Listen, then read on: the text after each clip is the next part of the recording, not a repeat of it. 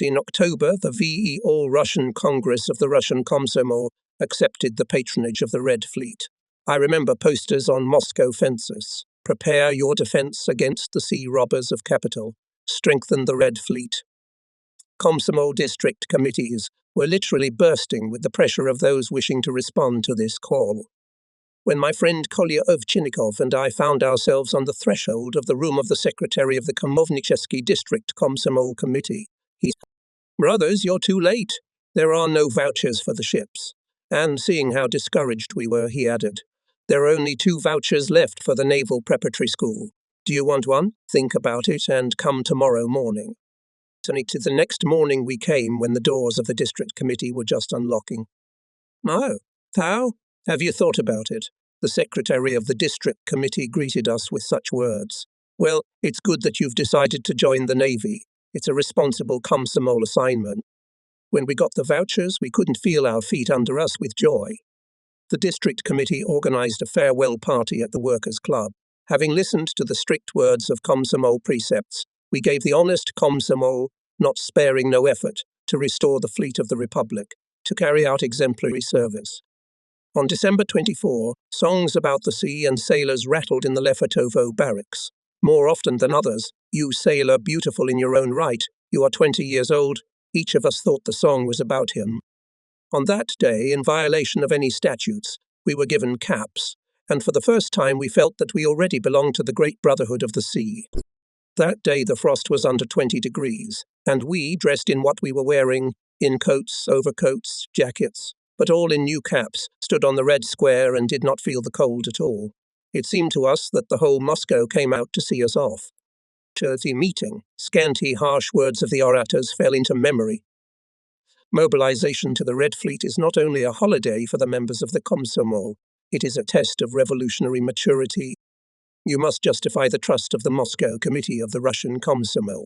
The final revival of the fighting power of the naval forces of Soviet Russia depends on you.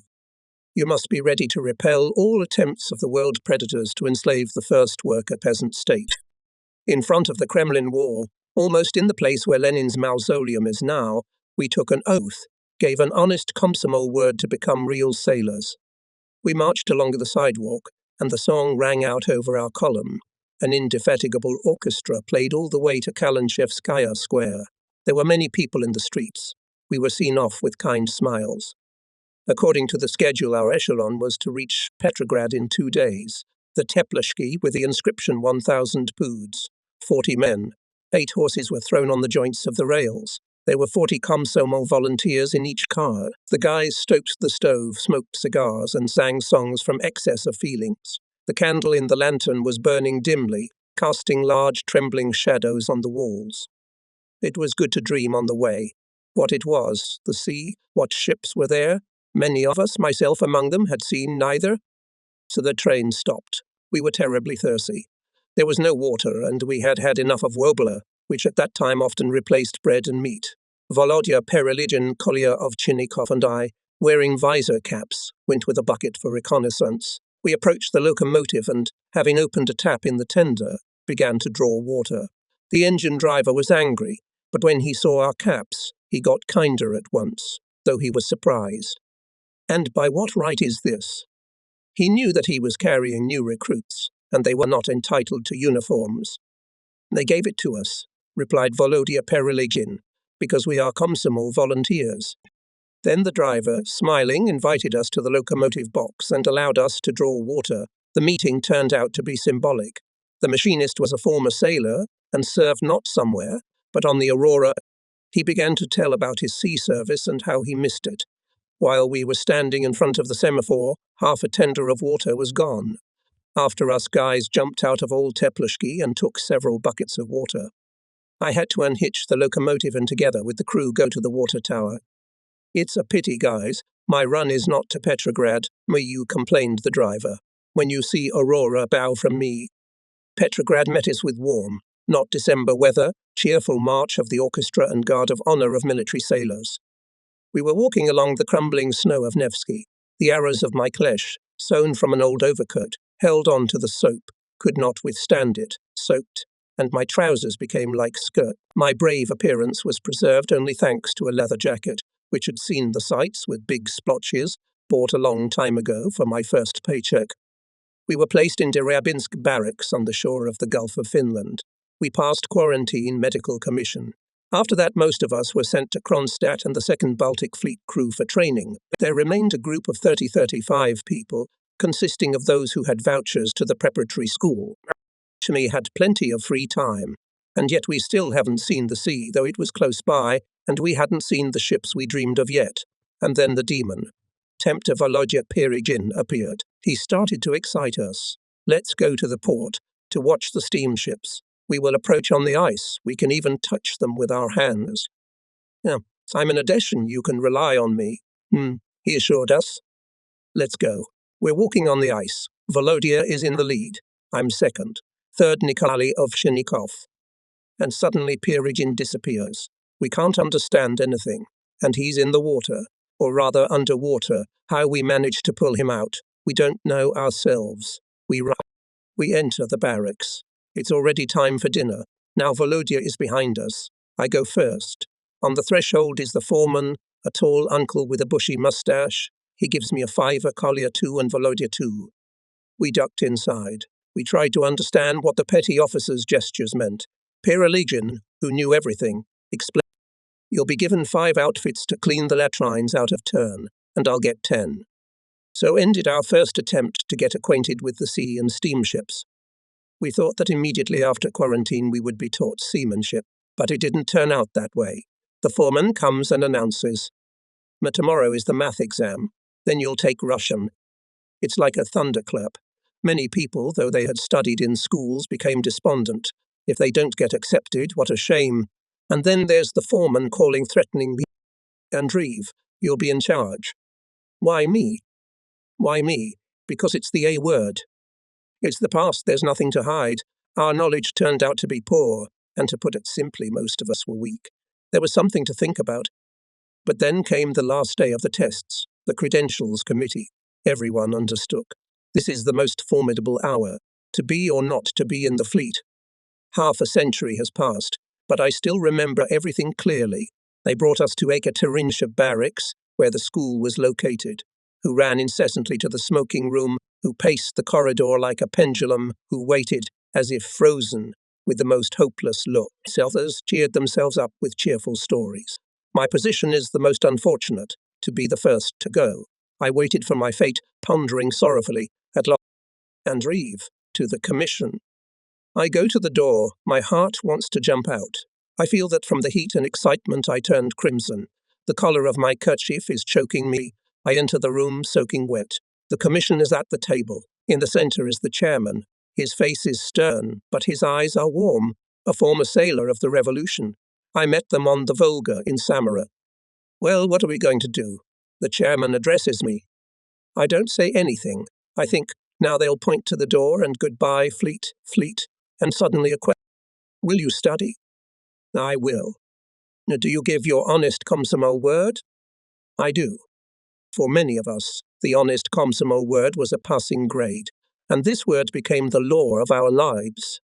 At that difficult time for the country, cadets were entitled to only 3/4 of a pound of bread a day. A third of the ration was given to the hungry. We could only survive on codfish soup. True, twice a week we were spoiled with millet porridge. It was cold in the barracks, and wood was a spen. It didn't burn without kerosene. In the evenings we chipped wood to heat the cubicles. We had a friendly team, and if anyone violated the laws of friendship, he was given a Komsomol drive at meetings and even in the smoking room.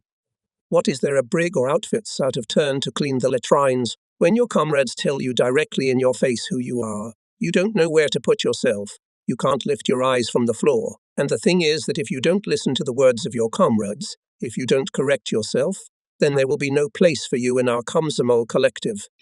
Those who endured the conversation frankly and afterwards did not get embittered, did not close. The collective accepted him. That, as life showed, became a real sailor. Traditions of maritime brotherhood helped us thousands of times both in the pre-war and especially in the war years. We, the older generation of sailors, are happy to realize and see that the glorious traditions are alive in the Navy. that they are honored, appreciated and kept. And now, living in Moscow, I miss the fleet and the sea a lot. It seems to happen to all old sailors whose life was spent in exercises and sea voyages. How many were there? For 46 years of naval service, probably several hundred. But the first one, 47 days, is especially memorable. Then we were baptized at sea. After passing exams, our graduating class of the Naval Preparatory School in the summer of the 24th year went for summer sea practice. We cleaned, scrubbed the ancient training ship Warrior, anchored on the Peterhof roadstead against the palace and rowing harbour. However, its machines were eyeshells. All the funds were invested in the restoration of warships, and our ancient Warrior, which once had sailing equipment, could not be taken care of. But there was something to philosophize over when you were given scrapers, hammers, steel brushes, so that, acting with diligence and in sweat, each link of the corroded anchor chain to clean, in the words of the bosun, who sailed on this ship back in the era of sail, to a shut like a devil's eye. We got used to life in shipboard conditions quickly. Maritime practice. In addition to repair work, weaving cranes from toy to multi-pood, simple and studded tracks and mats, watchkeeping, emergency and daily cleaning, as well as the indispensable cleaning of potatoes, mainly took place in constant many miles of runs under oars in dinghies and sailing. Teachers, Sukovsky and Gunnenfeld, managed to instill in us a love for the dinghy. In the 20s and 30s, the main means of transportation on every warship. We loved to go sailing in the fresh wind on the Six under the command of Gunnenfeld. We learned how to manage a dinghy from him, and even became prize winners in sailing races. We liked very much to go on a rowing barge, which was something between a rowing boat and a barge. It was extremely slender and easy to sail. We formed a team of rowing enthusiasts, sometimes having taken a part of the amateur orchestra. They set off on the Fontanka Nevka for a walk to the islands. They rowed powerfully and beautifully. The orchestra, though thin, played with all its might. Passers-by stopped on the embankments and waved to us. Nurtures come on. Every now and then our petty officer Gromov shouted and Gulchenok, the most left-flanked on the course, even in winter-time unusually swarthy, with eyes just like a real Galchenko. But even without a command we piled on so that the backs of our heads reached the knees of the rowers sitting behind, and the barge was rushing forward. The bow cut the water, and it foamed with white lace. Rowing lessons hardened us physically, developed great endurance, accustomed to collective labour, to work on the water in all weathers. No matter how hard we tried, but during the exercises on the Peterhof roadstead, Sukovsky's voice was heard through the megaphone every now and then.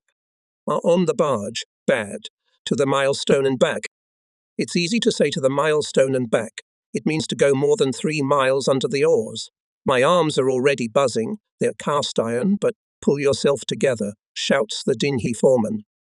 This to the milestone and back was repeated until the wings of the oars began to wave flawlessly, the blades to pass over the water perfectly parallel, and our barge to go at the speed intended by the inexorable bearded Suikovsky. Suikovsky was once a senior officer of the cruiser Rurik. More than one C-word we whispered in our souls at his address.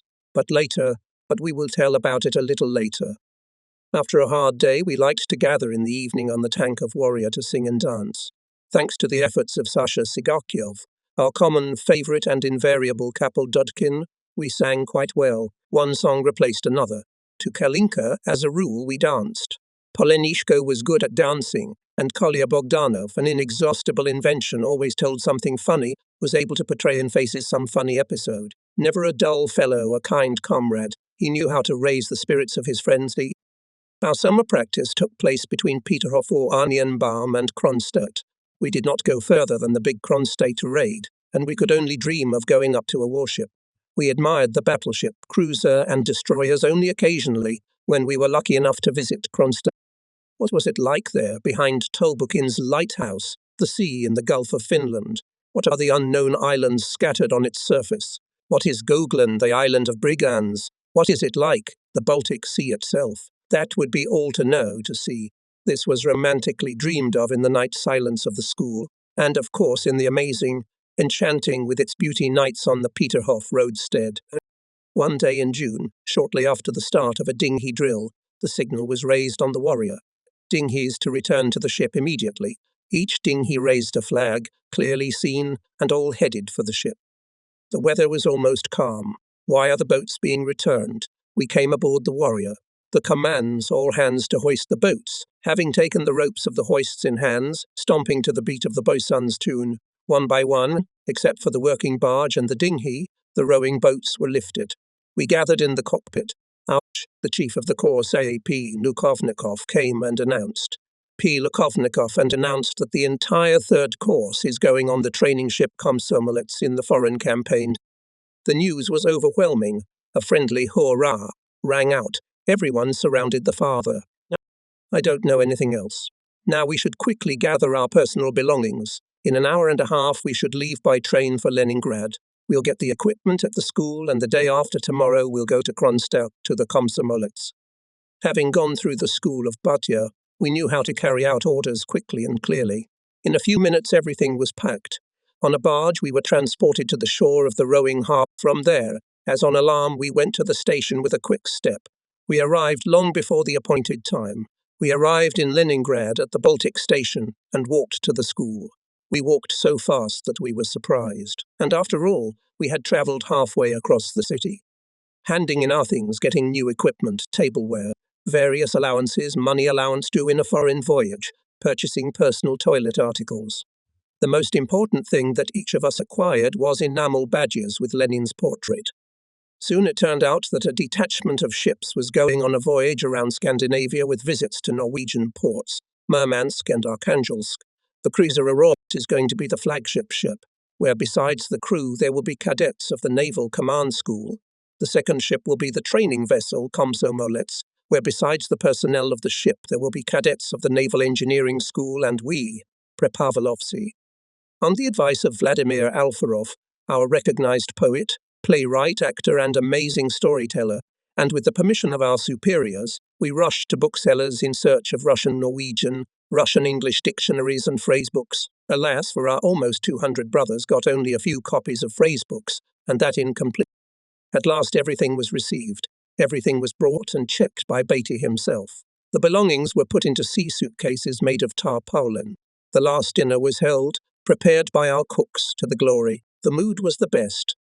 After lunch we put our suitcases on a cart and formed up. At the head with father we moved to the Neva.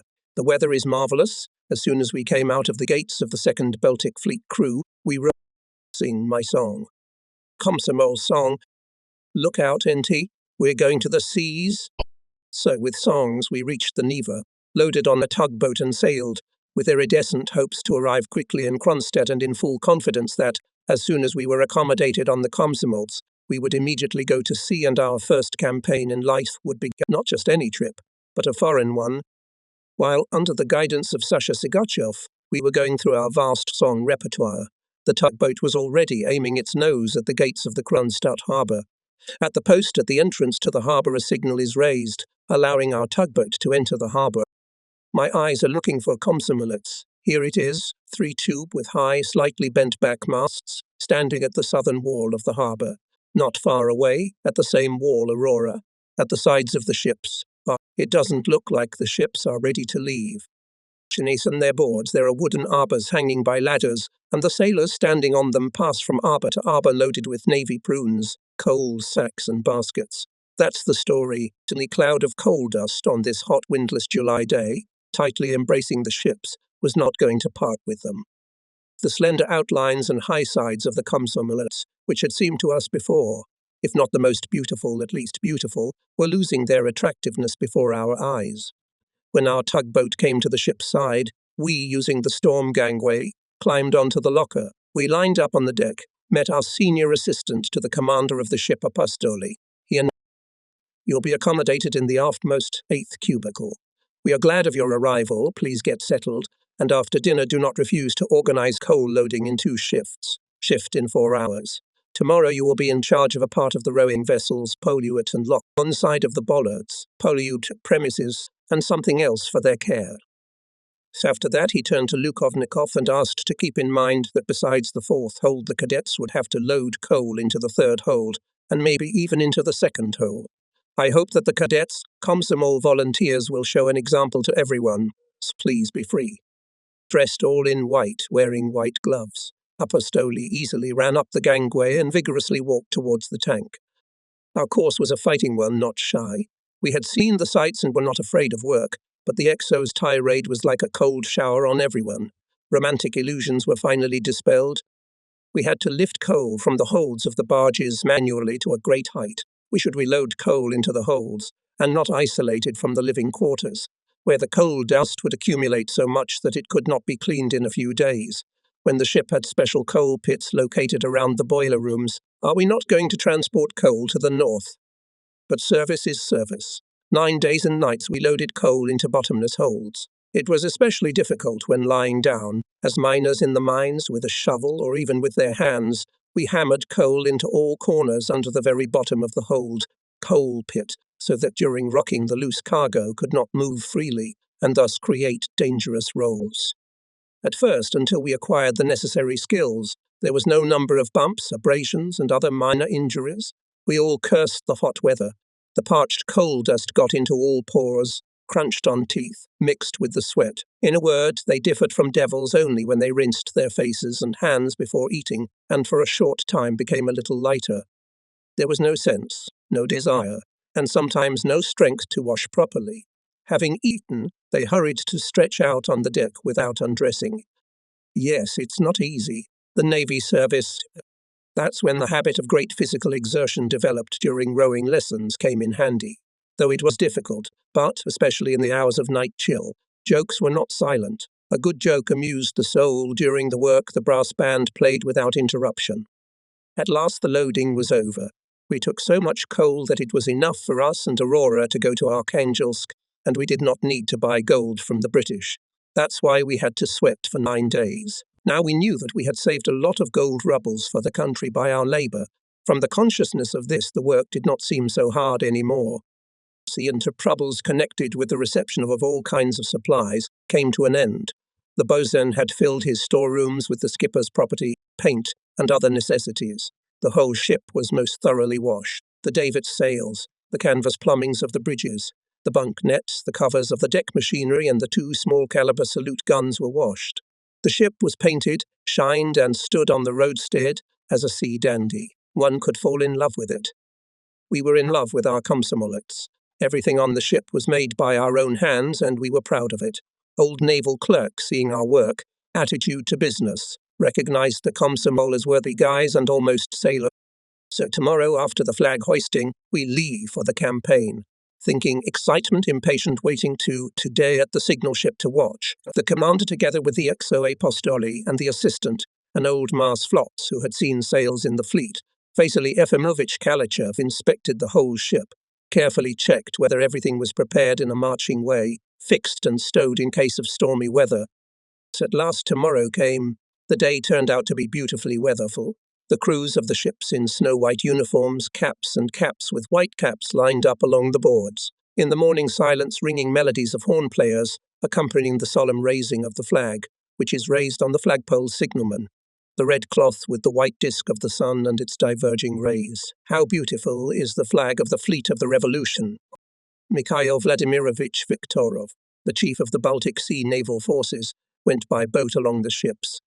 On the Aurora he said goodbye to the commander of the squadron, said good words of farewell to the crew, wished them a happy voyage. It was given to stand down. The crew of the komsomolets went out, most of them to the tank to smoke and exchange impressions. Many of us smoked a pipe at that time. My classmate Mitya Sukharev, who had served on a destroyer before coming to the school, had a particularly good crooked pipe with a cap. Sukharev was the first to notice that the Aurora's call signs and the Dobro signal had been raised at the roadstead. "Now we'll take off the anchor," shouted Mitya joyfully. Indeed, the bells of the loud battle sounded, the horn players played, the watchman whistled into the bosun's horns. The commands were heard. A big gathering, stand to your places, take off the anchor. Everything was in motion. One could hear the windlass selecting the anchor. The crews of the ships leaving for the campaign lined up on the upper deck. Pictures of the neighbouring ships were also in formation, and signals were raised on the rails. "We wish you a happy voyage." On the main signal post, located on the roof of the fleet headquarters, the flag signal soared. The Chief of Naval Forces wishes a happy voyage. exemplary performance of the task. A band plays on the Aurora. She slowly turns around and the ship fairway goes west, into the sea. The Komsomolets is moving in her keel. The ships of the Red Fleet for the first time in history go on a foreign voyage. We, standing in formation, watch how the ships on the Grand Reed, Kronstadt forts and the Golden Dome of the Kronstadt Cathedral are gradually getting farther and farther away. We passed the cruiser Oleg, sunk in the fairway in 1919 after the attack of British torpedo boats, and soon parted on the countercourse with the Italian leader of destroyers Mirabello, following to Leningrad with a courtesy visit. The Italians had the crew on the upper deck facing us, as it is supposed to do when meeting warships. It is the same on our ships. The Mirabello looks fine, but the smokestacks are smoky, though not thickly, but smoky. There shouldn't be smoke on a warship. Aurora lowered the balloons, indicating the degree of the assigned squadron move. The squadron has increased speed to 14 knots. Almost all the free time idle on the upper deck. We look at the low islands Rodsher to Utas. By evening we approach the rocky island of Gogland with ruffled wooded slopes of frowning hills. The gloomy hulk really stood like an outlaw on the sea road. While telling us about this island, Ganenfeld threw a few silver coins overboard. To our surprised inquiries, he answered as follows. In ancient times, taking advantage of the convenient location of the island, the fact that because of the numerous shoals navigators were forced to lay their course near its southern tip, pirates successfully traded here robbery. It is necessary to placate Neptune with silver, so that he would get rid of robbers, did not give Stitoliti sailing ships. Belief is belief, but even now sailors, passing Gogland, throw coins into the sea. Long ago Gogland disappeared behind the stern, and more often we began to see laibs, schooners and transports. Some of them, forgetting about naval politeness, passed by without saluting the Soviet naval flag. St. Moritz was not designed to accommodate such a large number of people, so we slept not only in the cabins, but also on deck, on the hatches of cargo holds and on the upper deck. Our course was allowed to rest, to hold classes, and at night to sleep on the aft superstructure, the poyuta. How good it was to rest on the shelter in calm, cloudless weather. You lie there and see everything. You see the sky, you see the sea, lighthouses, lights on the shore. Oncoming transports, you can hear how the propeller blades are drilling the water, how it is churning and foaming behind the stern. It is good that your friends and comrades, with whom you have already eaten more than 1 pound of salt, are sleeping with the sleep of the righteous. In the morning we saw the northern tip of the gloomy Dago Island and a huge white lighthouse on our left. So, the detachment was already leaving the Gulf of Finland. A day later the ships passed the southern tip of the Swedish island Gotland and headed for the Big Belt Strait. Foreign transports met more and more often. They politely saluted our flag.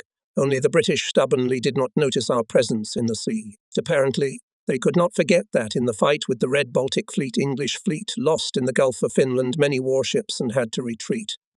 Sailors of the majority of merchant ships, especially of Scandinavian countries, welcomed us, waving hats, towels and even small red cloths. The Great Belt is the deepest strait in the Baltic, with many ships coming to it from all directions from the North Sea and the Baltic Sea. Between Germany and the Danish islands there are railroad ferries, which are known to run with the precision of a well-paced clock. Along the narrow, winding fairway of the strait, a wide variety of ships are moving simultaneously, either towards each other or crossing courses. Although there are many beacons and distinctive signs on the shores of the strait to ensure safety, still sailing here requires great skill and endurance from navigators, commanders and captains. Frankly speaking, seeing all this picture, dance of flashing lights on the shores and kaleidoscope of running lights on sailing ships, we marveled at how navigators, ship's commander and watch officers understood all this, and our group, without reducing speed, confidently moved along the confusing labyrinth of the fairway. Performing duties of messengers of the watch commander on the running bridge, we got respect to navigators who are on their feet day and night, occasionally take a short nap on the clumsy sofa of the navigator's cabin, and again to work. They are bearing notable places on the shore, or by celestial luminaries determine the place of the ship in the sea. And so day after day during the whole campaign.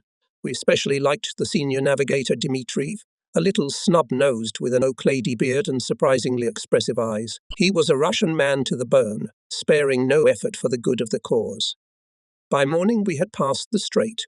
The colour of the water changed noticeably. It became greyish-bluish, and in the North Sea, emerald shade. The Norwegian fjords, about which everyone had heard so much, were not far off. Nikolai Ovshinnikov and I organised a general washing of working clothes. Volodya Perigin came up, smiled meaningful. You work hard? Well done. I praise you for your diligence and intensive expenditure of physical energy, but I've entrusted this dirty work to the sea ocean. In an hour, please go to the cockpit, where the achievements of the ingenious mind and diligence of the sea element will be demonstrated. An hour later, before going on watch, we gathered in the dressing room where Volodya conducted his experiment and gave explanation. Our soapless washing requires no physical labour. You need only 3 things.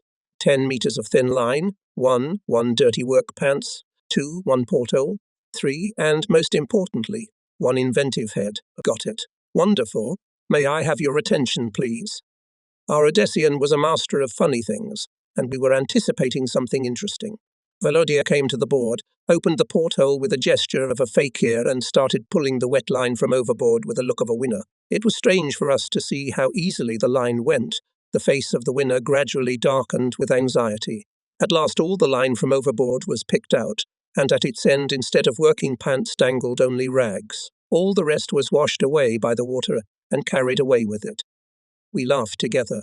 The trick had failed. The fakir was left without pants. So the boys went to the tank, where songs and laughter were coming from. To the funny stories they usually told there, they could now add one more, and I headed for the narrow metal gangway leading far down to where the huge boilers with hot furnaces were. The stokers, black with coal dust, were always bustling around them. One boiler was ours, a Komsomol boiler, and the cadets were responsible for it. We kept watch here, learned to wield a shovel, a crowbar and other, though not simple but the heaviest tools. In sweat we learned to keep steam on the mark. On the red line, the foreman of the watch, a stoker, a participant of the October Revolution, an experienced sailor who had served in the Navy for more than a dozen years, met me very cordially.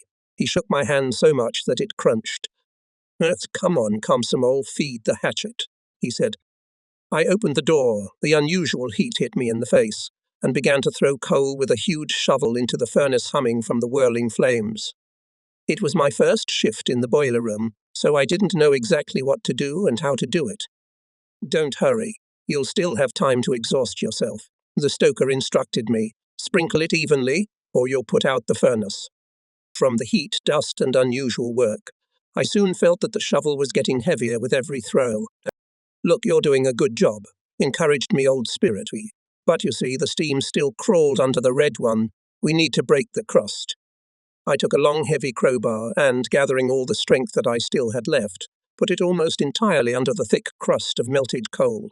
To pull the crowbar back out, I began to jerk it up and down, but the crust would not budge. He piled his whole body on it and hung on the crowbar like on a tourniquet, dangling his legs. The stoker laughed till he cried, and I was angry at this stubborn crust, and at my inability, and at my weak strength, and at the cheerful foreman. What's your name, Volodya, you say? He asked, smearing tears on his cheeks. In the end, I, looking at him, smiled too. He taught me how to hold a crowbar, how to break off a small piece from the crust. After the shift, damn tired at the boiler furnace, I climbed up the gangway, went to the upper deck, greedily breathed in the delicious fresh air. For all my life I remembered the first watch in the campaign at the operating boiler, when I experienced the full weight of sailors' labour, respect to spirits, and all sailors was forever ingrained in my youthful soul. There are no mountains in the Baltic. Islands in the Gulf of Finland mostly have low shores covered with coniferous forest, and many of them are even bare, only stones. Denmark, we looked at it while passing the belt, is as flat as a table with only some left. The steepest remained for us the Pulkovo Heights, which we observed from the window of the carriage, passing from Peterhof to Petrograd, except for guys from the Far East, the Urals and the Caucasus. Most of my peers had never seen mountains except in pictures. Can you imagine how we were struck by the huge height of the granite shores of Scandinavia, as if from the sea itself, coming out into the Atlantic Ocean? Our detachment began to stay close to these magnificent in its power granite ridges, mottled with valleys, which passed into a tangle of fjord skerries, from where suddenly, as if from under a rock, fishing schooners jumped out, steamships appeared, which seemed tiny shells against the background of high shores. Here it was beginning, that extraordinary unknown so long expected, that wanderings bring to a man. We did not notice when the water became bluer. The blueness was emphasized by the foaming waves that arose from the movement of the ship's hull. The ocean breathed measuredly. Yes, yes, it was breathing, and on its bosom it smoothly raised the aurora, then slowly and carefully lowered it, and we on the Komsomolets, as mesmerized, looked at it. However, we did not have long to admire all this. The wind grew stronger, and then, whistling like bandits in the gear, it began to rage at all. It turned the ocean surface, rocked it, painted the crests of the waves with water splashes. The water boiled with marble foam. A storm. While we were still in the Baltic Sea with wonderful weather, we dreamed of getting into a storm to fight with the elements, to see what a pound of fury. That was romance. But now the deck goes out from under your feet, and you fly along it as if you were running under a mountain. And then the ship gets up on its haunches and you have to climb the deck, raised by a huge ocean wave. The ship falls into the abyss and shakes from the impact with the water. There is a place for the water to run wild. It floods not only the upper deck, but also the bridge, all the ship's superstructures. Predatory tongues of waves lick everything that is not securely fastened. Barrels crack. If you hesitate a little, you will be swept away like a splinter. The rogue waves, trying to look into cargo holds, try to tear tarpaulin covers off the hatch covers. And the waves are so high that sometimes you cannot see the aurora, only masts stick out. It's very difficult for a man in such weather, so much so that many people pay tribute to Neptune until exhaustion. Truly rightly in people say, the sky will seem with a sheepskin. It is especially hard for stokers and machinists. At times you can feel how the nose of the Komsomolets rests against the water wall. The backed stern trembles from the work of the naked propellers rotating at breakneck speed. But the stormy day and night passed. The morning is better. Tomorrow, the port of Bergen. And today the ships are having a big cleaning. The coal stock on the upper deck is reloaded into coal pits. Everything is cleaned, washed, scrubbed and scrubbed with the utmost care and diligence. We are in charge of the floor, so we are also in charge of cleaning. Kapustin, a cadet of the Naval Preparatory School, orders me to go to the Assistant Commander Vasily Efimovich Kalachev, take a note from him and bring green soap for washing, paint and rags from the box. When I addressed this request to Vasily Efimovich, he "What? Does he need soap? Why didn't you stock up from the evening? Isn't that an order? We have to tidy up and they're only running around for soap and rags. Take a note and tell your petty officer that you can't let such rascals not only in the navigator's cabin but also in a decent galley." The duties of the assistant included the organization of watch service, supervision over the maintenance of the ship's outer hull, the condition of the spars, rowing vessels, cleanliness and order on the upper deck and in the inner rooms. Vasily Efimovich was, if not an exact, then extremely close to the original copy of the very Purity Ivanovich, which was so movingly described by K. Yim Stanukovich in the story Vasily Ivanovich. Day and night Purity Ivanovich with enviable vigour chased his botsmaniat, all who were not diligent in observance of naval orders. Sometimes he would get loud and give out bosun sayings, but nobody took offence at the old man. Everyone knew that Vasily Efimovich had nothing in the world dearer than the fleet, and he served the fleet not for fear, but for conscience. There is nothing more joyful for him than to see the Komsomol members become good sailors, and to make the young men become navy men sooner. It is necessary to ask them strictly, and Vasily Efimovich asked them not by a small measure. The detachment is approaching the Bergen fjords, which cut, like huge canals, for many miles into the land. The ship's fitting out is in full swing. Long ago, having diluted green soap, they washed the painted surface of the whole aft part of the ship. The wooden deck has been sanded more than once. Everything seems to be normal, but probably because here, in the aft part, everyone who enters the ship gets the first impressions about the order on the ship, and everything here should look floatily beautiful. Vasily Efimovich sees faults everywhere. Boris Kalishev orders Pochikovsky, "Lay the cable of the ladder beam hoists properly." "Have you seen it?" Boris winks at us slyly. "The Sea-Wolf is fierce. See, at last everything that the storm has done has been fixed. The bridge, the whole ship shines with blinding whiteness of tarpaulin covers, boat covers, covers of deck mechanisms and cable vyushkas. Komsomolets is ready for any parade." The ships entered the Bergen fjord, squeezed by high mountains overgrown with forest. We go sometimes as through a gorge. Norwegians from their fishing schooners cheerfully greet us, our ship, our flag. Shots of gun salute of Aurora rang out. Salute of nations is answered by the coastal battery. On our ships that cruise on the upper deck in the front, the minutes of the salute are solemn. Excitement clenches the throat. We are witnesses of an unprecedented event, the world's first salute of a foreign power to our naval flag, our country of Soviets. One more turn of the ship, and suddenly the most beautiful bay and amphitheatrically located city and port opened before us. The town is small, but almost burgundy-coloured tiled roofs and pleasantly coloured low buildings nestled under the mountain and on its slopes are pleasing to the eye. On the road steered elliptical-shaped motorized boats with slightly bent upward bows and stern. A lot of yachts, like swans, float on the emerald surface of the bay. The manoeuvre setting all of a sudden, giving up the left anchor, the detachment performed flawlessly. Gangways were thrown overboard, davits for dinghies were fired, watercraft were launched. We have only rowing ones, and on the Aurora also the only steamboat in our detachment with a shining copper pipe.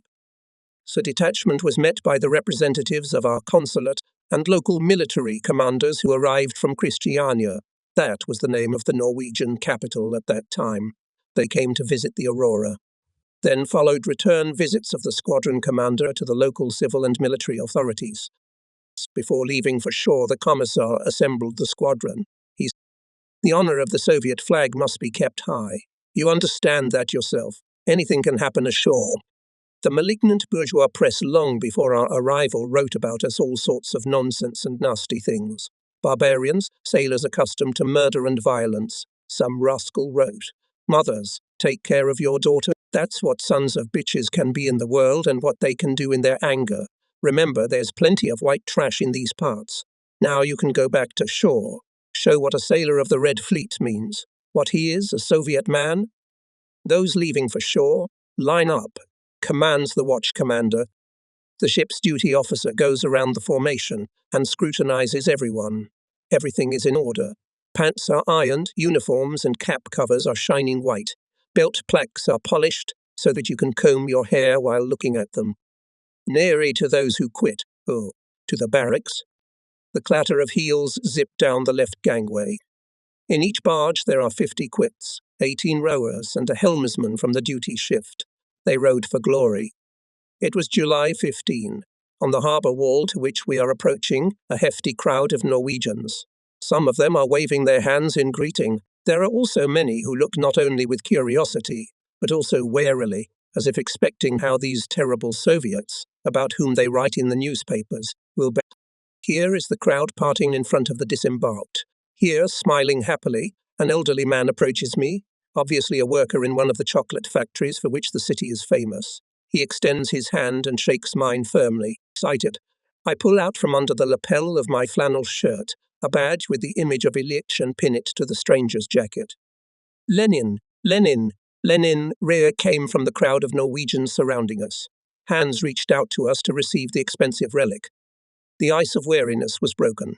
We gifted souvenirs to old and small, young women and ubiquitous, like us, children. We saw how carefully Norwegians accepted from us these enamel portraits of Vladimir Ilyich, and we realized how great is the love for Lenin among the toilers of the whole world. Lenin opened the way to the hearts of Norwegian workers, fishermen. The crowd had already broken up into separate groups, each of which surrounded one of my comrades who had come ashore. We were eagerly asked about the Soviet Union. Norwegian, English, German, Russian words could be heard in the multilingual clamour, although we had a phrase book, but it was an old one, and it did not contain many things. We found fishermen who had been to Murmanskport many times in pre-revolutionary times. They knew a little Russian, with their help, and when we got stuck, then using international sign language, we got acquainted with local people. It is believed that harsh nature, constant struggle with the elements, struggle for means of subsistence and existence made Norwegians silent, their speech, not fast, expressions of feelings, restrained. But today the cold northern temperament has noticeably warmed up. Surrounded by children, our small groups of 2 or 4 people went to explore the city.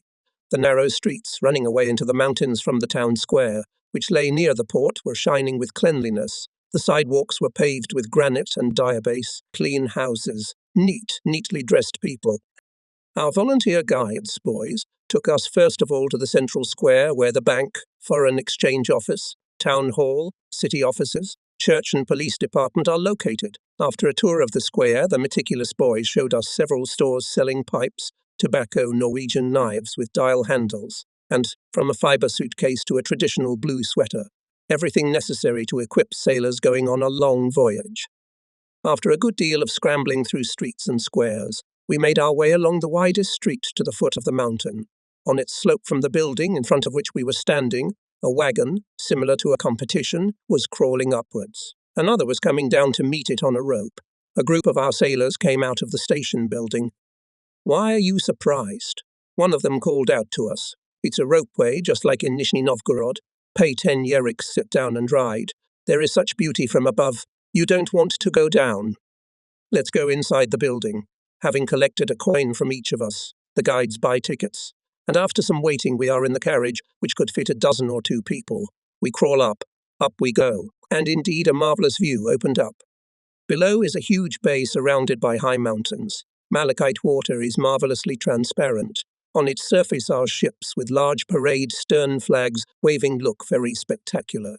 Snow-white yachts are dancing around the ships. Seen on the shore on the right smokes factory chimneys. In the distance the mountains go away. Where we stopped there is a wide plateau covered with meadow grasses. Silence, warmth, just grace. People sunbathe, do gymnastics, run, play soccer ball, and some, making themselves comfortable, read. The boys dragged us to an improvised sports ground where young Norwegians, athletics enthusiasts, were exercising. A few more groups of our guys also raked here, 15 people gathered. There was also our 33rd class foreman, Sasha Storozhenko, an excellent gymnast. Let's see, Sasha came to the Norwegian, who had just pushed the cannonball, and gestured for permission to try. "Well, what's up? I've never done the shot bit before, and now I'll be ashamed of myself." Sasha bravely took the cannonball and, although the Klesh was in the way, managed to send the cannonball to a mark close to the Norwegian one. "Russian is good. Good. Third. Cheers." "Sasha, don't let up." We encouraged Storozhenko. The competition was on an equal footing. The hosts began to kindly invite us to take part in their training. Time flew by, and if one of us hadn't realized it in time, we wouldn't have been able to get pipes, tobacco, Norwegian knives, and would certainly have been left without dinner. In a word, having stocked up with all the above and adding a hefty bag of cocoa, we barely made it to the last barcade. Immediately on arrival, our ships were surrounded by dinghies and motorboats. The Norwegians listened with apparent pleasure to the music of the maritime orchestra and choral songs. On other evenings than the Norwegians on the water, on the dinghies, and we on the tank sang our songs together. They especially liked Kalinva and Metelitsa. Thousands of Norwegians visited the ships. Working people got on our barcades, the better off, on their own motorboots. Except for the engine rooms, stokers, and artillery cellars, they inspected everything. They tasted and praised our navy food. We marvelled at the order on the ship, freedom and simplicity of relations between superiors and subordinates. Everything was opposite to what the bourgeois press wrote before our arrival. More than one of the Norwegian communists who had been on board enthusiastically told us something like this. The majority of the population of the city, seeing the sailors dressed in fine uniforms, their immaculate behavior, polite treatment, admire you communists with your arrival have helped us a lot in the party work, in the struggle to help the first state of workers and peasants in the world. The Auroravites passed on that our ambassador Alexandra Mikhailovna Kolontai, being with them, gave the highest assessment of our stay in Bergen. She said, "You have performed a miracle. A day after your arrival, even the fierce press had to write about the excellent condition of the ships, excellent military alignment and impeccable behavior of the crews. Red sailors do not visit hotspots, do not spend time with girls of free behavior, do not start fights. The best friends of the Russians are Norwegian children, surrounded by whom the sailors spend their time walking around the city." On the Aurora, Kolontai, on behalf of the Soviet government, awarded the Order of the Red Banner to some cadets of the Naval Command School who showed courage at Fort Paul in 1923.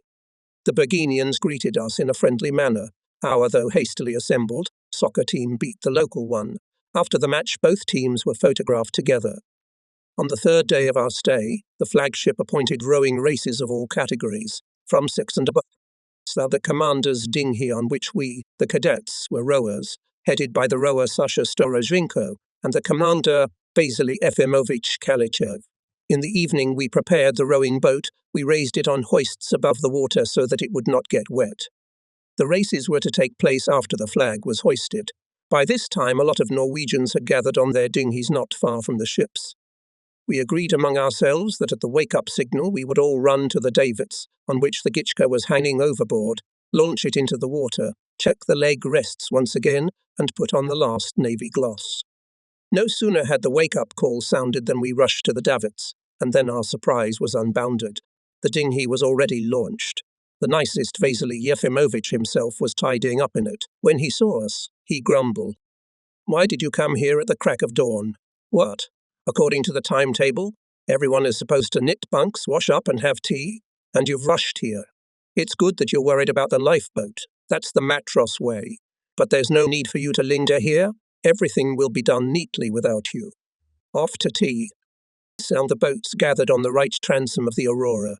From the start they had to leave by categories, first Vel boats, then sixes, then rowing boats, and last of all barkasses, rowing dreadnoughts, as we jokingly called them. Our category of dinghies starts first. The most experienced, strongest rowers are on the dinghies, especially on Dinghy No, one from Aurora where the rowers are gunners.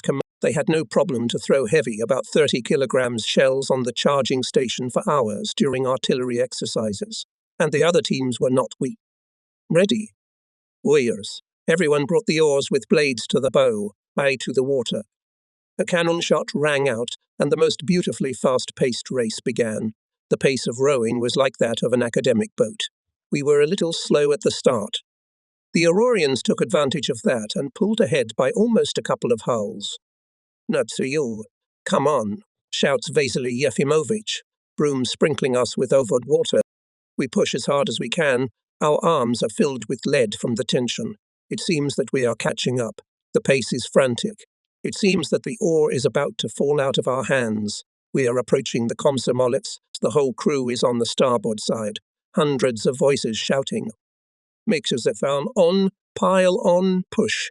Komsomoltsi." Yeah, we got the Aurorians after all. Now we're in line with them. Alternately, they and we break ahead. Finally came, as sportsmen say, the second breath. It became easier to breathe. The muscles of our arms were freed from the leaden weight, became elastic. We pile on as if less, and the Jitka flies like a swallow.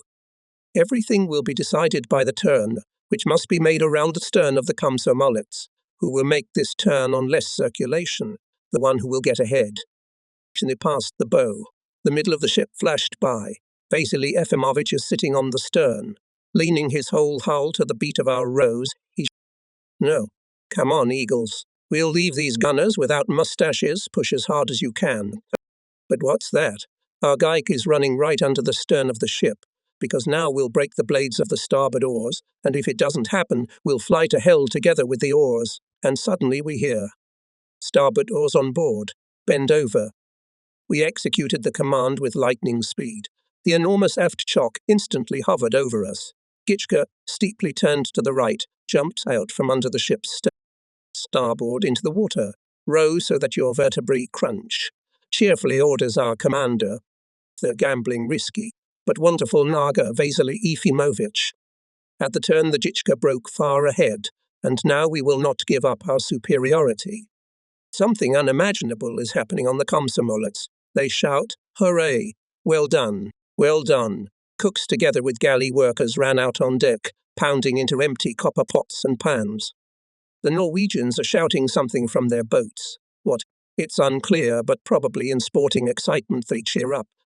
"Let's go again." Sasha commands. "Rowing to class?" We push with all our might. All oars as one, wave like gull wings, bend in an arc. In rowing we fall back so that our heads are almost invisible. We pass the stern of the Aurora, from the side of which the applause is carried.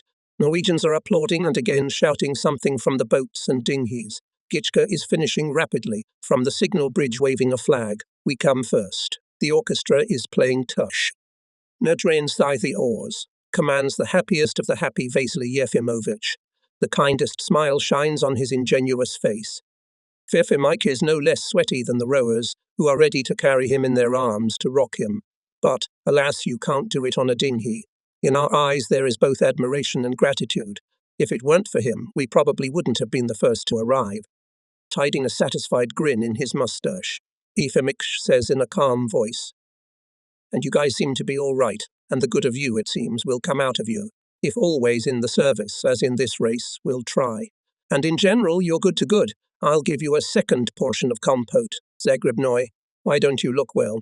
Look, on the Aurora our call signs are raised and some other signal. Vet he, Buki, Vuki, you, Frolov shouts. Hurry up and raise the clearly I see flag. Give me the dinghy book. Let's understand the meaning of the signal. Yefimich reads aloud. The flagship declares special thanks for excellent rowing. Oars on the shaft. As soon as the oars of the Gitchka were candlelit, the signal was lowered on the Aurora. Dry the oars. We lowered the oars, holding them horizontally above the water. Oars on board. We lowered the oars along the sides of the barnacle, and now we became spectators of a fascinating spectacle, the race of rowing boats. Komsomol boat under the 14th number, staffed by Prepevalovites, also distinguished itself, winning in its category of D. After the races, each prize winner received a token according to the place taken, and the commander of our ship was awarded a silver cigarette case by the flagman. After this ceremony, all the dinghis returned to their ships. In the cockpit, the winners of the races were greeted perfectly, only we began to descend the gangway from the upper deck, as Nikolay Bogdanov, surprisingly similar to the voice of the senior ship's bosun, command, stand at attention, and bravely report us. Comrades, prize winners, the cabin is in order, the tables are set, the champion's dinner is ready, please come to the table. The noise orchestra was beating out the bars of Encounter March on aluminum bowls with spoons. An improvised choir led by Sasha Sigakyov received Says in Tadlachum Sim Sima and Jutland battle, Trafalgar, Tsu Sima and Jutland. Amid the general merriment, no one noticed how Lukovnikov entered. From surprise, Nikolai froze in the pose of Sweek, with a hand attached to the empty, without a cap, head. The scene was so comical that the father smiled. We, his pets, could not refrain from laughing. Now you, the winners, are solemnly welcomed by your friends and comrades. You can hear on the whole roadstead, and a fuse from the commander of the ship is surely provided. I praise you, you didn't fail. But what do you care? The most important thing is Vasily Yefimovich. He shook up the old days and cleverly led you to the prize. I hugged him for joy, and you didn't forget to thank the old man. You were right to say thank you. You comfort his soul, caring for the young people of the fleet. Tears of the days of the anchorage were running out. In the evening on the harbour wall, we said a touching farewell to the Norwegians. And in the morning of July 19, accompanied by numerous motorboats, our detachment left the port of Berg. Ships gradually developed full squadron course. Motorboats began to lag behind. And now we can no longer see the Virginians waving us goodbye. We reached the Lofontaine Islands, accompanied by flocks of dolphins. It was strange to see how the sun disk stubbornly did not want to sink into the sea, and, having touched the horizon, began to rise again slowly. It's a marvellous picture. On the right, the dark silhouettes of islands, and on the left, the unset sun reflecting from the ocean's surface. The pulse of the ship's labour life is rhythmic. Every 4 hours, the watches change. We, the cadets, are on watch in the engine room, at the boilers, auxiliary mechanisms, on the signal bridge, in the wheelhouse, in short, everywhere where the Red Fleet. We serve on a par with the regular crew, practically learn the hard work of sailors. To become a good sea commander, it is necessary to know not only the technique, but also the labour of subordinates. This wonderful and wise rule has become a law in our fleet. During the campaign on the ships worked schools of the first and second stages, in which the Red Fleet and junior commanders acquired the necessary knowledge. During the campaign, more than 40 of the most active Komsomol members were accepted into the party. Mile by mile the ship measured off, keeping the way to the north. Once Sergei Tikhonov, who was serving on the upper deck, shouted into our cabin to our cab, "No, guys, there are whales on the horizon." In a flash, everyone found themselves on the upper deck, climbed higher on the superstructures, so that they could see further. And indeed, fountains are coming out of the water on the left. 1, 2, 3, 4. The fountains are approaching our group. It seems that a whole family of whales, attracted by the noise of the ship's propellers, hurries to satisfy their curiosity. At times the dark backs of sea giants can be seen together with the fountains, 2 of them. Obviously, the most daring came closer, up to them some 300, 400 meters. Having raised their fountains twice, they turned away and gradually disappeared in the distance. We are approaching the northern tip of Europe, Cape Nordkaup. It is noticeably fresher. You can't go to the upper deck without a coat. Nordkaup is gloomy and deserted, and the sea is deserted. Rarely see a hard worker, a fishing trawler under the Norwegian, English, or Dutch flag. Our trawlers do not meet at all. The detachment is moving in the eastern direction, keeping the course to the Kola Bay. We are sailing in the harsh Arctic Ocean. From the ship we can see the granite bare shore almost without vegetation. In the Kola Bay we anchored not far from Murmansk port. As a matter of fact, there was no city and port as such. The invaders, British and Americans, leaving, destroyed and burned everything they could. Almost nothing remained of the city built during the First World War. The inhabitants rebuilt wooden buildings. The whole town is wooden with unpaved streets. Port docks, usually without covered warehouses, without harbour cranes. There are not even 10,000 inhabitants. Our arrival became a big holiday here. Almost all residents of Murmansk visited the ships. On the coast spent a few evenings with the townspeople, with the Komsomol organization, which had more than 600 people in its ranks. The brass band of the detachment played, the ship's amateur performances. We had fun, having missed our native places and voices from the bottom of our hearts. Everything would have been good, but mosquitoes got us. Not mosquitoes, but big mosquitoes we had never seen before. They attacked us in clouds, survived from the upper deck, forced us to sleep in exhausting heat, in cabins with closed portholes without it. There was no escape from them even there. We were especially harassed during the transshipment of coal from the holds of the Komsomolets to the Aurora. The heat was unbearable, everyone worked half undressed, sweat was pouring down in streams, and the mosquito armada was at ease. Having finished the coal strike, we had time to visit Alexandrovsky, where at that time there was a wonderful biological station, in the aquariums of which there were all kinds of mollusks, jellyfish, sea urchins, and fish of northern sea latitudes. What only colours and forms of the underwater world was not here? Countless number of. In Murmansk, on the second day after our arrival there, I distinguished myself so that I could earn several days in the brig. In free time, wishing to get acquainted with the city and its surroundings, we made up a team under the leadership of the commander of the department, Ali Frolov, and on a rowboat went to Murmansk port. To get to the port for us, 14 rowers with rower Sasha Storoshenko, was not a simple matter. We quickly moored at the wall. Some of us, while everyone was looking around the city, had to stay on the boat to guard the watchman. Who was it? And suddenly Misha Romanov, an artist with whom we often spent hours working on the wall newspaper, suggested, "Let the watchman be the one who caught a bream while rowing." That caught a bream was me. By my mistake at the end of the row, the oar blade got stuck in the water. Because of this, the oars of several other rowers got tangled. I was embarrassed. There was no other way. The guys supported this suggestion unanimously. It's a shame, of course, but what can you do? Everyone left. The sun was burning mercilessly.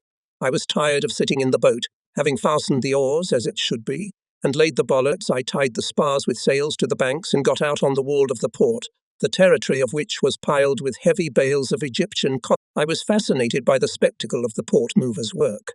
People were working skillfully, harmoniously. It was a sight to behold. The human soul always rejoices when he sees beautiful labour, extraordinary power. Having seen enough, I went for a wander along the piers. I reached the railroad station. In a word, when in 2 hours I came back to the place where our boat was fixed on the bow and stern, I was horrified and could not understand what had happened here during that time. The boat was not afloat, but hung on the bows, tilted so that the barrel for fresh water, wooden scoops for pumping, oars, spars, everything was about to fly over. At the sight of such a picture, I was numb, all wet. My heart was beating frantically. I tried to untie the line, but the knot was so tight that my strength could not manage it. What do I do? Trouble is imminent. I pull one or the other line, but it's no use. In utter despair, I'm running along the wall, and suddenly I hear a voice. "Why are you running along the wall like a lynx in a cage?" I turned around and saw 2 loaders resting on the bales. "I'm in trouble, help me," I shouted with all my might. "The dinghy is hanging. Everything is going to fall out of it." 2 loaders of great stature, taking their time, got up and came over, realizing what the matter was. They laughed, quickly climbed into the boat, took hold of the running ends of the falinas, pulled hard, and before I knew it, the boat was plunged into the water with a loud splash, and my rescuers, having fastened the falinas, got out on the wall. What kind of a sailor are you, if you don't know that you have to pull the moorings when casting off? You shouldn't be sailing on the sea ocean, but in a lousy pond, said one of them. Why are you standing there like a mute stump? If you're assigned to the business, you shouldn't be on the sea. What kind of a disciplined, good seaman are you? If you go AWOL and leave your post, get into your own boat, check that everything is in order, and stay there until you are replaced, said the other, an older man with a slight greying in his beard. Keep your eyes open, keep your mouth shut, and tie up your loose ends in time. When the tide comes in, the moorings will be loose, so it's time to pick them up, the first one added sarcastically. My ears were burning. I climbed into the dinghy and did not leave it until the guys came. We stayed in Murmansk for 6 days, having bathed to our heart's content in the lake, having drunk enough on the shore only sailors appreciated, tastiest, coolest, not smelling of bilge iron water. After a farewell evening connection with Murmansk youth, we left for Arkhangelsk. Due to a large draft, the ships could not use the Severodvinsk fairway, but anchored near Mudyug Island. This island became notorious during the years of intervention. Commissars, Bolsheviks, sailors, Red Army soldiers were tortured, tormented, hanged, shot there. Women and children were not spared. Here at the roadstead, we had to fill all the holds of the Komsomolets with coal, stock up on provisions and everything that is required in the marching life. We visited Arkhangelsk alternately, in several shifts. The hydrographic vessel in the morning after the flag hoisting, having taken on board the dismissed, left for Arkhangelsk. There we had 8 to 10 hours at our disposal. We returned late at night on the same ship. As a token of friendship, the people of Arkhangelsk presented the crew of the Komsomolets with an amusing little bear cub. Bear immediately became everyone's favorite, surprisingly quickly got used to the ship's life, firmly grasped the daily routine. No sooner the bugler plays the signal dinner for the crew, the bear is already at the galley, and he is the first to be given a cooled good piece of boiled meat. Having had a snack, the little Toptigian comes down from the upper deck and starts to scamper around all the cabins. When we start to drink compote, he comes to our 8th cabin, where there is nothing further than the stern. Once the watchman Andrei Krestovsky, having seen the bear with the most serious look, announced loudly to the whole compartment, Mikhail Soloviev, your brother has arrived. What brother? I have no brother. And even if I did, you can't walk on water to the raid. How come the guest? Indeed, the bear waddled to Soloviev, who was sitting on the cargo hatch cover. Children without reason, that people say. Children and animals always feel a good man. So it was not by chance that the bear cub came to Soloviev. On August 7, almost a month after the beginning of the campaign, the ships anchored off Mudyug Island and headed back. On the return voyage, our detachment from Arkhangelsk was to call at the Norwegian port of Trondheim, and from there, without calling anywhere, to return to Kronstadt. At the approach to the throat of the White Sea, the weather began to deteriorate, and then it became stormy. It got colder. There were rain and fog charges. Ships were shaking like shells. I liked to keep watch in the engine room at the operating mechanisms, but during the storm it was very hard there. All the skylights were closed, the doors on the bulkheads were shut tight. Ventilation. Through ventilation sockets, which are deployed so that they do not flood, and through them seawater did not get into the engine room. And the temperature there is over 40 degrees. From steam, overheated engine oil, bilge vapors, the air is stale. There is nothing to breathe. It shakes so much that it's hard to stand on your feet. You can either get under the machine's connecting rod or poke your fingers into the working mechanism. Especially nauseating in the corridor shaft, through which passes the shaft of the main machine, lying on many bearings. Each of them is lubricated with oil and cooled with water. To be on watch at the bearings in this corridor, where you have to crawl through, bent in 3 legs, and where there is no inflow of fresh air, infernally hard. Even in normal conditions, maintenance of operating mechanisms requires great physical strength, dexterity, and endurance from machinists. And even in stormy conditions, there is nothing to talk about. They had to show maximum ingenuity and skill to lubricate bearings and everything that requires lubrication in time, to regulate the machine speed, especially at those moments when the rocking exposed the propellers. Almost all the way back, we fought the storm. The closer we came to the meridian of Nodcap, the stronger the storm became. And as soon as the storm subsided a little, the ship held emergency drills to fight fire and water. They scraped their hands, learning how to fix holes, put plasters on them. The commanders insistently wanted us to understand. Hard in training, easy in battle. When we were young, of course, we grumbled. Only later we began to realize the benefit of such training. Especially useful was the severe school of training crews for operations in difficult conditions during the Great Patriotic War. Soon the detachment entered the Norwegian skerries and began to move along the fjords, stretching almost through the whole Norway along the meridian. Now we cared little about the weather. The fjords were quiet and graceful, but navigators and commanders had a lot of trouble here too. It was not easy to understand in time the intricacy of the fairways washing thousands of islands to find the one that leads to the goal. And during the day the task was very difficult, but at night it was 100 times harder. We sailed without pilots, not on the beaten paths, but confidently without hindrances due to high navigational culture, exemplary navigational training, for which the fleet of our country has always been famous and is famous. The further south we go, the more picturesque the shores become. The more forests there are on them, the more often we pass by small, just a few houses, fishing settlements, the more we meet boats either leaving for fishing or returning with the catch. The main fairway is located so far inland that no breath of the sea, even in the fiercest storm, reaches here. On a sunny day, the mountains are reflected especially beautifully in the mirror-like surface of the water, so this landscape can be admired for hours. On August 12, the detachment was on the roadstead of Trondheim. Again, as well as in Bergen, we were met by representatives of the Soviet legation. Our ships were surrounded by motorboats and dinghies crowded with people. Trondheim is situated in a valley of a picturesque river. There are many factories and plants in the city. In the harbour, on the wall to which our dinghies approached, a huge crowd gathered. We were greeted cheerfully. No aloofness, no airiness. There were many workers, communists among those who greeted us. Strong handshakes, questions, only time to answer. Local communists invited us to the club. More than 300 sailors of the detachment marched in formation under the orchestra with songs to the working club.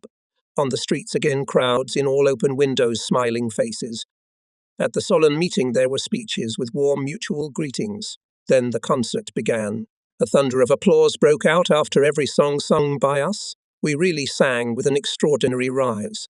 The wonderful evening ended with the singing of the International. Everyone stood up and, holding hands tightly, sang. The powerful sounds of the proletarian anthem, the anthem of loyalty to international friendship, flowed. On the day of the soccer competition, which we had agreed upon, we went to the stadium.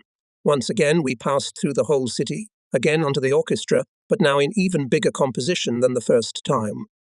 On the soccer field, our soccer players were thoroughly beaten. Deciding to take revenge for the defeat in Bergen, the Norwegians strengthened their team with several players of the national team and, of course, won the match with a large score. After the end, both teams hugged each other and took pictures again. The Norwegians gave our players memorable gifts.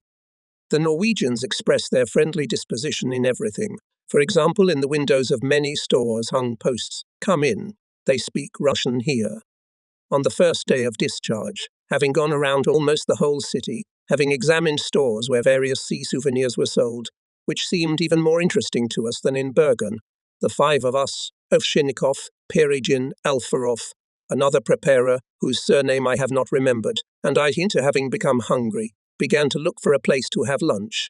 On the square, not far from the fish market, we liked a cozy restaurant. We went.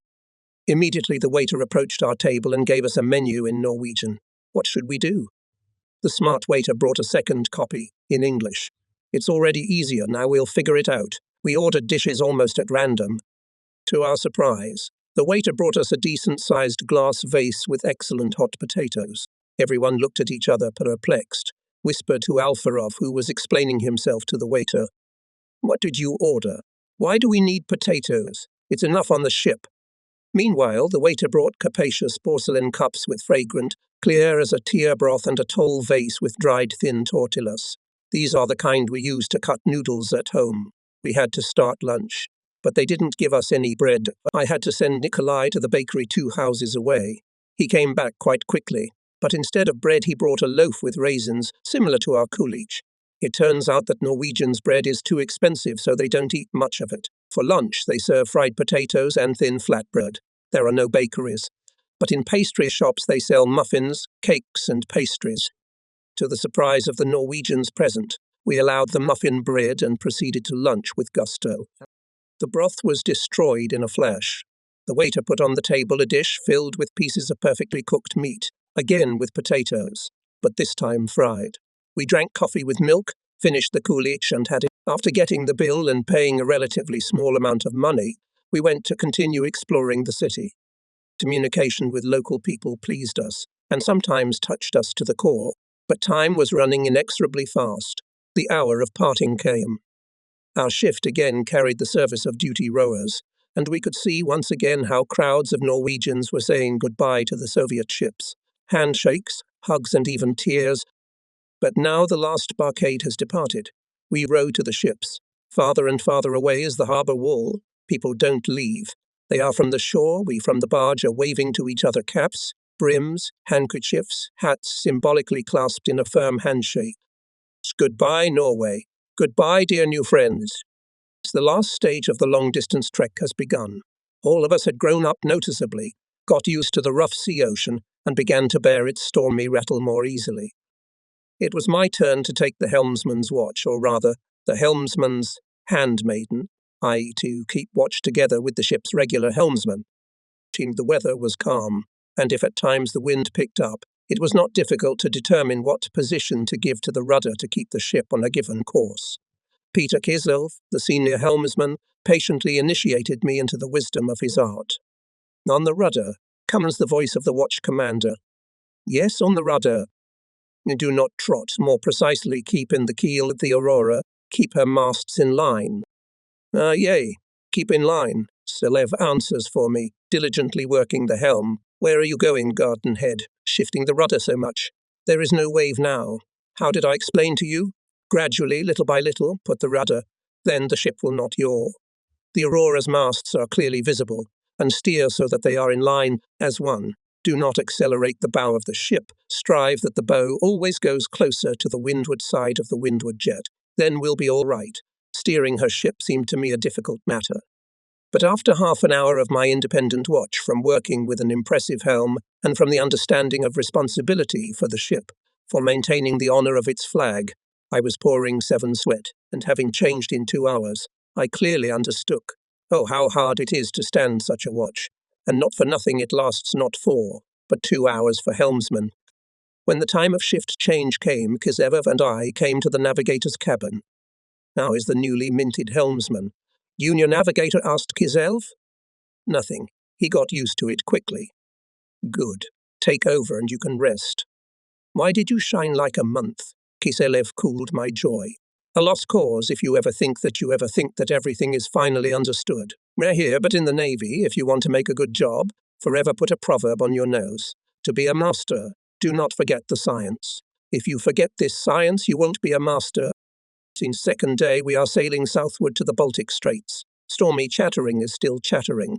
And for a man, as well as for the majority of animals, it is an unnatural state, the one who assures. Storm is not a storm for, or even worse, I can't handle everything in a storm. Even better than in calm weather is, to put it mildly, drawing as the rocking is exhausting. To fulfill in such conditions the duties assigned to you, you need will, ability to make yourself work, to adapt to unusual, most difficult situation.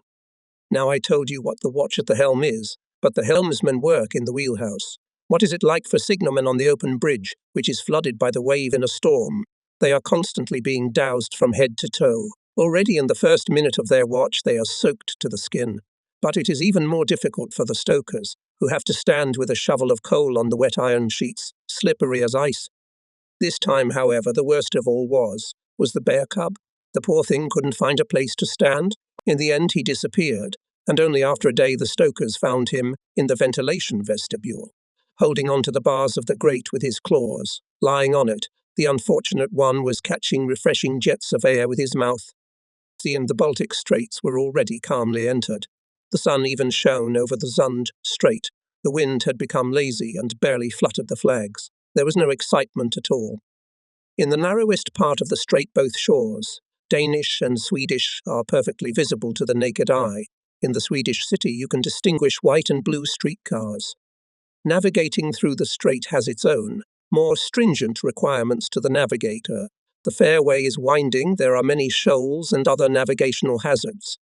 Depths on the fairway are small. Our navigators here coped with their tasks brilliantly. During the return passage, we were glad to see that more and more often oncoming foreign ships recognized our flag in time and saluted it. It seems that good fame spread about our campaign. It was the 45th, the last day of the first foreign campaign of the Red Fleet ships. Everyone who was free was on the upper deck. Kotlin Island appeared on the horizon. We passed the floating receiving lighthouse, Go Ship Fairway. It's the crews of both ships in formation. On the cruiser plays orchestra. Approaching the big Kronstadt roadstead. Hello, motherland. Hello, cradle of the Russian Navy. The campaign is over. The first Komsomol miles have been passed. There were almost 5,000 of them. At the main roadstead post, a signal was raised. All the flagships rehearsed it on their rails. The Chief of Naval Forces congratulates the cruiser Aurora, the training ship Komsomolets with a safe return from the foreign campaign, and announces gratitude. We began to prepare for our return to the preparatory school. The mood was high, know our people, we are already sailors. In our cubicle there were troubles on handing over the ship's things, and everyone was tinkering with their simple household. The air was buzzing, as if a swarm of bees was rising from a hive. There was an exchange of impressions and lightning-fast tweaks, and at that very time Vasily Efimovich came to us. You are making noise like a flock of senseless crows on a bush. The assistant of the ship commander said to us good-naturedly, Isn't that the sailor's duty? There is no fire back, so there is no need to hurry. Still young and green. We surrounded Vasily Yefimovich, listening to him.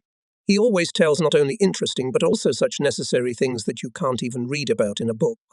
I know, youth likes to make a fool of itself. I was like that myself, continued Kalachev. But I also know this. Seafarers of the Russian fleet always glorified the motherland with their exploits. I know that our Red Fleet should be an example for the whole world. So I came to you, our hope, to you who are being trained as fleet commanders, to tell you something from the whole sea-soul. First of all, never get your nose in the air. No matter what a man does, no matter what he achieves, he can always do better, achieve more. This is not my opinion, but people's wisdom. As soon as a man imagines that he is smarter, more skillful than everyone else in the business, then do not wait for him to be of any use, and there will be no trouble. In the campaign on the sea ocean, you had plenty of salty. You felt the weight of sailors' labor. Now you know how hard the service of a sailor is. In a few years you will become commanders, chiefs. Maybe not small, but always respect the sailor with heart and soul. For this he will repay you with love. He will rescue you from trouble. He will not spare his life. Finally, listen to the advice of an old sailor. If you become chiefs, don't dream about ranks, but take care of the assigned business with your soul. Work with joy, not sparing your strength. And these very ranks will come to you. I like you, Komsomol members, you are to my liking. I wish your sea life to be no less than 7 feet under the keel and clear our stern. Well, I'll be off. I've got some hectic business to attend to. Vasily Yefimovich went to our neighbors, and somehow we were quiet at once. That heartfelt word had touched our souls.